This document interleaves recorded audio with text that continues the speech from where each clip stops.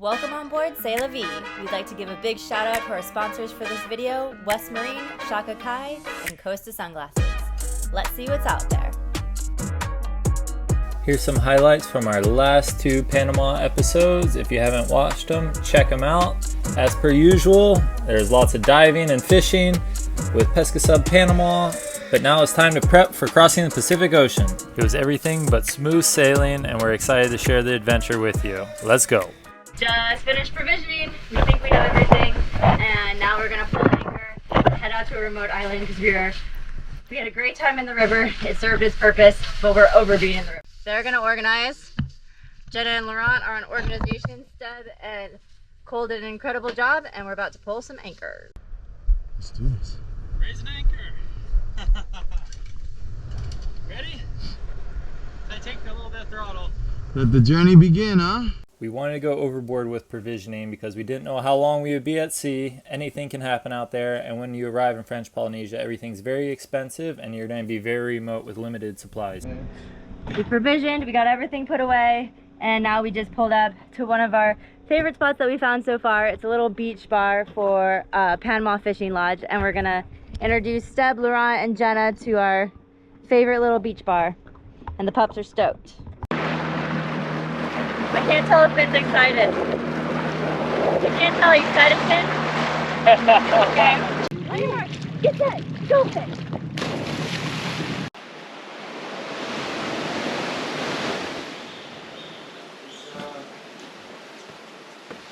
Serving food today or no?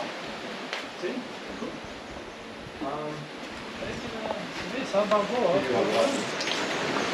I gotta get some of that Spanish on your YouTube channel. Oh, pretty poor. This was a great way to show the crew this beautiful country and some fresh tuna cooked by Sportfish Panama Lodge. As you can imagine, there's a lot that goes into a crossing. We have to make sure the boat's ready. We have everything we need with plenty unexpected problems. So our alternator has died on our generator, which means when we run our generator, it's not charging our batteries. So our batteries are faulting, and then we can't use anything that's plugged into an outlet at all. And it's also bad for the batteries. So luckily Cole ordered us a spare alternator. We got it in time, and now we're gonna figure out how to replace the alternator. And Cole's in the engine room right now. It's like this much room to try to get back around it, and it's tight for me and it's super tight for him. The hardest thing's going to be the back of it, connection. and then that last one will be the one that adjusts the belt. The belt, yeah. All right, go team. All right, I'm going in.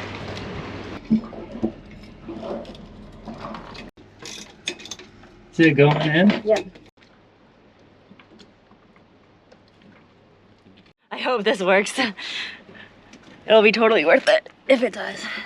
That's easily like 150 degrees. Sorry, Steph.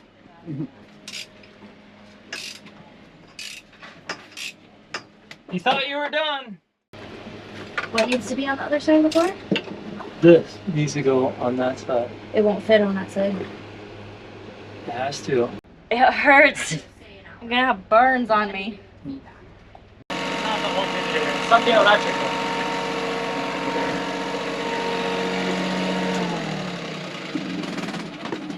So we replaced the alternator, and we don't think that the issue is the alternator because it's a brand new alternator. Still not charging the battery.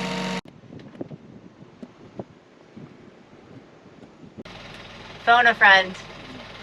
It's important to have your phone a friend. Thank you, Norm. Norm is my electrical phone a friend. That was weird. So he was telling me how to reset this and test to see which bank was good, and I just took the nut off. Just took the nut off of one and took the nut off of the second one, and when I took the nut off the second one, the generator just started randomly trying to start on its own. I don't know why.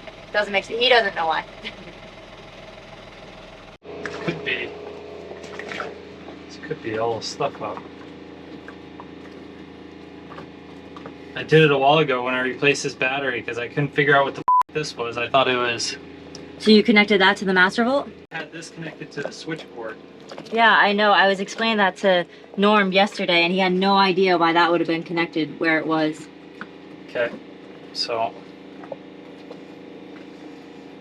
hopefully it's just me.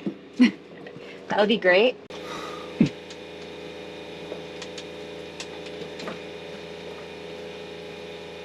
So Fun-filled morning. Yeah. Problems everywhere. We've been having some issues with the generator. We spent a lot of time yesterday switching to a new alternator and then figured out that wasn't the problem. After all of that, I actually burned my boob, like, decently to do that. And then last night, I jumped back in there and traced down wires, detached some things from the master volt, trying to figure it out. Still couldn't figure it out. And this morning we woke up and the batteries were completely drained, like down to like 5 point something, which is really bad, really harmful for the batteries. So the whole crew has been on the phone today trying to figure out how we can get a replacement battery charger from the generator to our batteries so that we don't destroy our batteries and so that we can actually have power on the boat. Because this morning we couldn't start our engines, we couldn't power on electronics, none of our plugs were working, so basically it's like nothing can work. Super dangerous when we're about to go on a long crossing. That's our situation, and now Steb's speaking Spanish because they're trying to sell us things that don't Hello? make sense. Buenas, dime. Alright, so after all the drama this morning, I think that we have it pretty much sorted. We have two new battery chargers coming and an electrician coming tomorrow. We're hoping to check out tomorrow, and we should be able to stay almost on schedule. So good news at the end of the day. We're chilling here, gonna have some time at the beach, and then breakfast, beach time. Then later tonight we'll move over to Boca Chica and prepare for a busy day tomorrow, but we should be on schedule. And Cole's just jumping out of the generator room. There he is. Getting his sweat session. Man of the morning. to get parts from Panama City to David, it's an 8-hour drive. Thankfully we have Omar.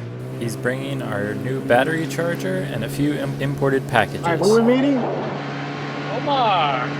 Omar. What's a hookup? What's Omar got? Who knows what he has?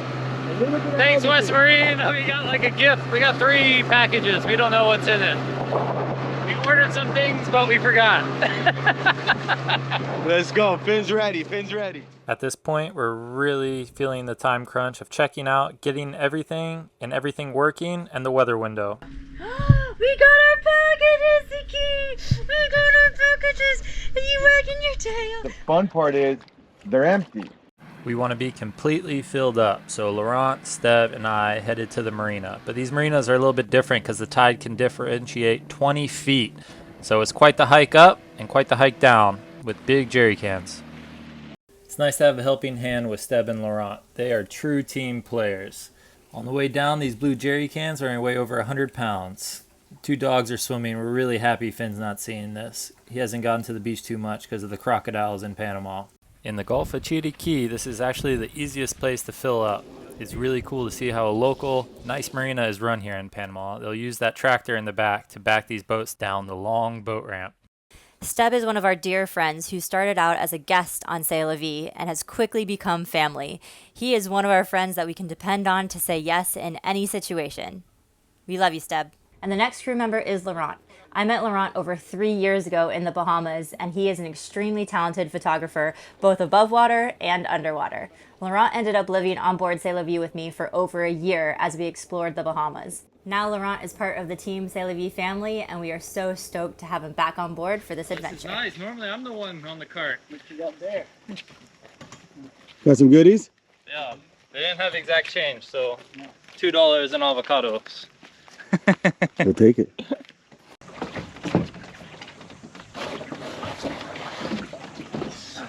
Nice. Spoutine. Nice work. Mana mana. Well, we're going now to get some yeast. Don't know how to say that in Spanish, so we'll figure it out.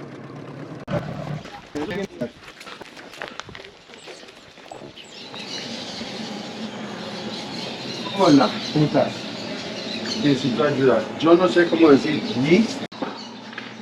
think we're making it happen. Got them packs, man. I got them packs. Making some bread tonight.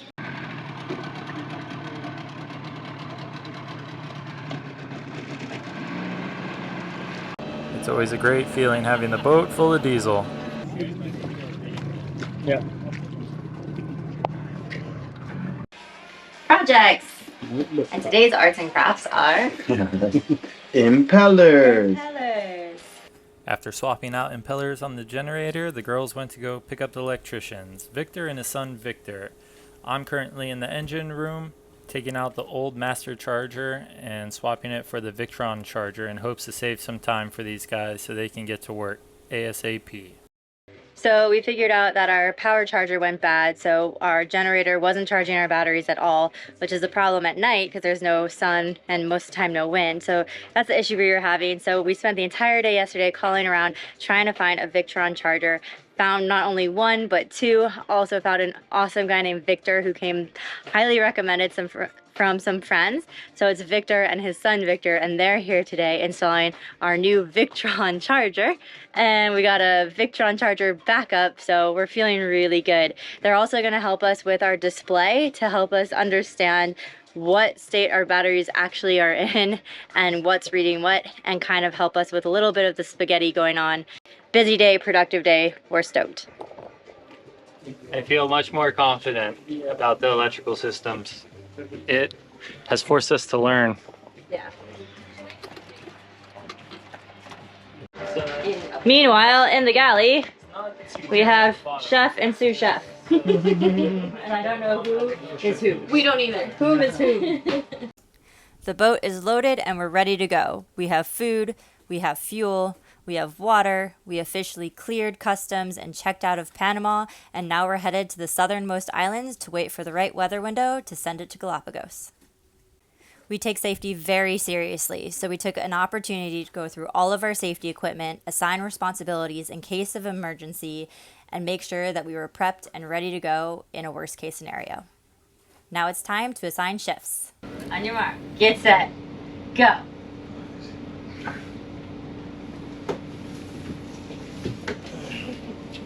We should have filmed that. It's. I am filming it. Oh, sweet, good for you. Really? Yeah. 6 to 9, baby! AM or PM? PM. Oh, so you start. I got 12 to 3. You'll like that. Oh, 3 to 6? Yeah. That's What'd what you time get? is sunrise? Yeah, probably. 9 to 12? It starts You getting light guys around same 6. shit. And you're not going back to sleep. Step on his same shift. Which one? 12 to 3. 12 to 3. Yeah. So like We when could you do- do the 2 shitty shifts, Yeah, you get Nothing in the day. You don't have any shit during the day. I like that a lot. I don't know who gave us the close. sage Yeah, and getting crystal, closer. but This was a first for me, but let's get that bad juju out of here. It was interesting and quite fun. There you go. What do you think, Chen? No? What is that? It feels good to finally get moving in the right direction as we move to Jicarita, the southernmost island of Panama. Alright, so we're headed to Jicarita. What was that? Yeah. What's wrong with the sail? It's good bricks. The sail ripped? not out. Not out, Coach. Pull the lines in. We're out. Grab that other line. All right. Grab this line in. What do you want me to do now? I don't know. Okay. Oh, just the back ripped out. All right, we gotta pull in the dip. An island ripped out. When I said the eyelet, we blew the clue out of the sail, so the bottom corner where it attaches to the back of the boom. Drop the main.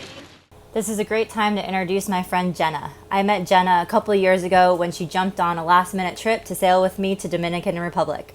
It was just the two of us running the boat, and she's no stranger to rough weather. We're stoked to have her back on board, and she quickly pointed out in the situation that we could still fly the mainsail with just one reef. Smart. Yeah, that's super smart. Go team. And then that's not that hard of a repair. Wait, where's the fish? You gotta at least show the fish. Huh. You at least got dinner. Good team. I was like, you know, it really sucks to lose the fish and have this go out. Yeah, beautiful rainbow runner. Big as you, Steb. On the scale of bad things that happen, if that's the worst thing that happens, we're in good shape. Yep. Fact. Yep. All right, on to the next adventure. Yeah. Here, show the radar real quick. Oh my god. So that'll it. Teamwork makes the dream work. Yes, it does. That was actually good. Everybody like jumped into action really well. We've safely arrived at the southernmost island in Panama, and it's one of our absolute favorite beaches. This is our last opportunity to put our feet in the sand and touch land before we head off across the Pacific Ocean. We wanted to take a lot of time on the beach to make sure that the puppies were able to stretch their legs, we were able to stretch our legs, and everybody got nice and grounded before our adventure at sea. We spent a solid 3 to 4 hours on the beach, swimming, running, enjoying the sun, enjoying the breeze, enjoying the sand. Our sail plan is to sail from Panama over to Galapagos for a quick fuel stop. That should take us about 7 days. And then when we leave the Galapagos over to French Polynesia, it should take us anywhere between 20 and 30 days, depending on conditions. Once we set sail and leave land, we're at the complete mercy of Mother Nature, the wind, the waves, and the conditions. The feeling in this moment is completely unique to anything that any of us have ever felt before. It's a mixture of excitement, anxiety, nerves, and emotions running wild. We're about to embark on the biggest adventure of our lives and have no idea what's about to happen the next month at sea. And now it was time to pack up, head back to the boat, and get ready to set sail. This is the moment. We're leaving Panama. Finally happening. Finally happening. We thought we were going to leave at 3, but then a whiteout came and we let it wash off the boat, clean our laundry for a second time, and now we're headed to Galapagos. We're doing it! We're all tied up, tied down on the dinghy. We're gonna put these guys up later. Ready to do the mainsail?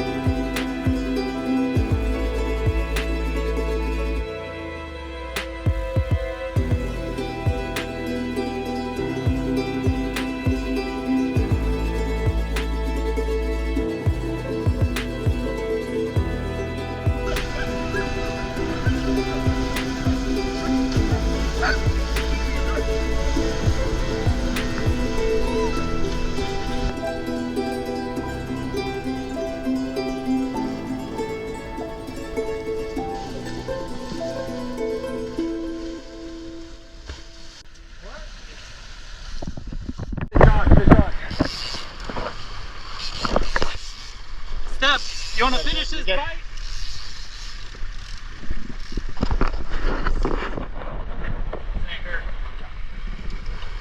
Maybe you need to grab a belt for Steb. Yeah, there you go. Slow it down. Let's just try to sail at like 60 degrees.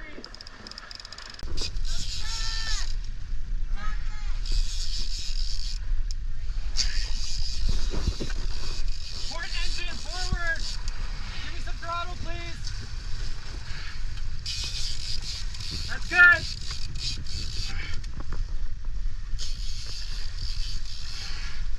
Doing great, buddy. Reel down. That's as high as you need to go. Short pumps. That's it. Short pumps.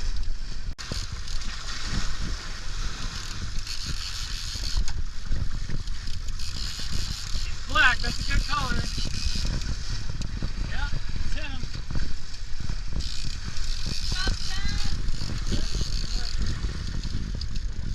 That's it. Just hold it there. Next sweep.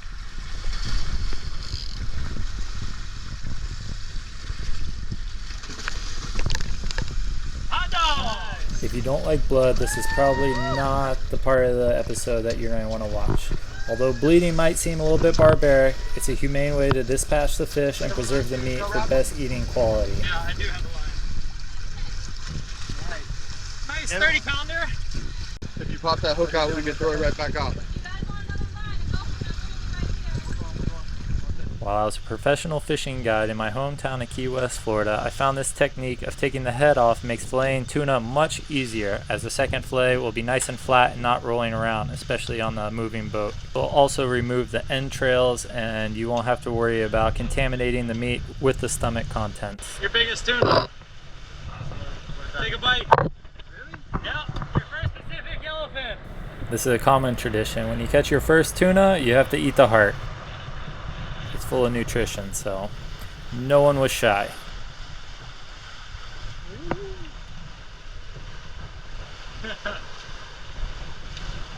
Tastes like fish. Doesn't taste bad. No. Did you just eat the whole thing? With the first fillet now off, you can see that it's nice and clean, and you can see the second fillet comes off with little to no scraps for little Finnegan. Don't worry, the pups get plenty. All right, day one. We literally just left Panama like 10 miles ago, and our autopilot's failing. So I am on the first shift from 6 to 9. The winds are like 9 knots, about 60 degrees. We have the waves and swell in front of us, so we're going into the waves and the current, but we have enough wind to sail at like 3 to 4 knots. I'll probably throw an engine on here in a second. But we're just keeping our fingers crossed that this autopilot starts behaving, because that would really throw a wrench in our plans. And I'm on shift with Jenna. Not really, Jenna just ended her shift. How was your shift, Jenna? My shift was great. You were with me the whole time. We caught a tuna. Yeah, we did. The highlight of Jenna's shift was catching a tuna. So we're officially starting the shifts. What that means is I'm gonna do 6 to 9, then Laurent 9 to 12 for the first 5. First 5 days. We'd be lying to you if we said we weren't nervous, but we're off to the Galapagos and not looking back. It's been a rocky start thus far, and things aren't going to get any easier, so stay tuned. My first shift is over, 6 to 9, and I guess the most exciting thing that happened was that we've had autopilot issues, which has been like the vein of my existence since I got the boat. Garmin autopilots just seem to fail. But Cole came, did some adjustments, and we think that it was just, he tried to zip tie a bunch of wires up to make them clean and out of the way so it looked good, and he's thinking that that might have just like wiggled one the wrong way, so he worked on the connections, and so far so good, it's working. Something else is that there's actually a lot of tankers and cargo ships out here. One came within a mile of us, so that was pretty crazy, and it was a 283 meter long ship, so it's a massive ship, like 900 feet or something. How are you feeling, Laurent? I'm super pumped about doing this crossing. It's my first shift on board, and we've got a great crew here, so I think the trip's gonna be just amazing. It's my first crossing, except for the Bahamas, Florida one, but it's tiny compared to this, so we'll see. Let's see how it goes, but I'm super excited. Here we come, Galapagos. What up, what up? All right, so we're ready. I'm here with Steph. We got Zeke down there. Spiderweb. Yeah, spiderwebbed. He's in lockup. Let's just say he's freaking out right now. As So you can see, I'm still awake, yeah. but I shouldn't be. 3 a.m. My boy Cole taking over. We got storms. First shift in the books from 3 to 6. Got the sunrise starting to poke through.